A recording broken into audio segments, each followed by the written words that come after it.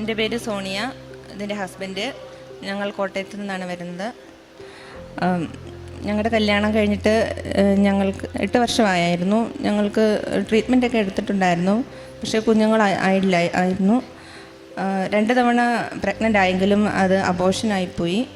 അപ്പോൾ ഞങ്ങളൊത്തിരി പ്രാർത്ഥിക്കുമായിരുന്നു. ഞാൻ യൂട്യൂബിൽ സാക്ഷ്യങ്ങളൊക്കെ കാണുമായിരുന്നു.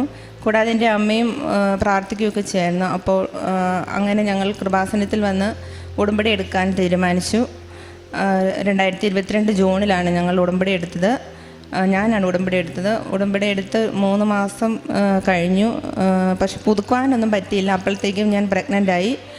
ബ്ലീഡിംഗ് ഒക്കെ ആയിട്ട് 2-3 തവണ അഡ്മിറ്റായി. അപ്പോൾ ഞങ്ങൾ മാതാവിൻ്റെ മധ്യസ്ഥം അപേക്ഷിച്ച് പ്രാർത്ഥിക്കുമായിരുന്നു. അപ്പോൾ ഡോക്ടർ ഞങ്ങൾക്ക് ഉറപ്പൊന്നും നൽകിയില്ല. അബോർഷൻ ആകാനും കുഞ്ഞിന് കിട്ടാനും ചാൻസ് ഉണ്ട് എന്ന് പറഞ്ഞു. ഉടമ്പടി തൈലം ഉപയോഗിച്ച് പുരട്ടി ഞങ്ങൾ പ്രാർത്ഥിക്കുമായിരുന്നു. വിശ്വാസ പ്രമാണം ചൊല്ലുമായിരുന്നു. ഉപവാസം എടുക്കുകയും പള്ളിയിൽ ഡെയിലി പോവുകയൊക്കെ ചെയ്യുമായിരുന്നു. അതൊക്കെ കഴിഞ്ഞാണ് ഞങ്ങൾക്ക് കുഞ്ഞിനെ ദൈവം തന്നത്. നോർമൽ ഡെലിവറിയിലൂടെ ഞങ്ങൾക്കൊരു കുഞ്ഞിനെ തരണമെന്നും ഒരു കുഴപ്പവും കൂടാതെ ഞങ്ങൾക്കൊരു കുഞ്ഞിനെ തരണമെന്ന് ഞാൻ മുട്ടിപ്പായി പ്രാർത്ഥിക്കുമായിരുന്നു. അതിൻ്റെ ഫലമായി ഞങ്ങൾക്കൊരു കുഴപ്പവും കൂടാതെ ഞങ്ങളുടെ കുഞ്ഞിനെ ദൈവം നൽകി അനുഗ്രഹിച്ചു. പരിശുദ്ധ അമ്മ വഴി ദൈവം നൽകി ഈ അനുഗ്രഹത്തിന് ഞങ്ങൾ ഒരുപാട് നന്ദി പറയുന്നു.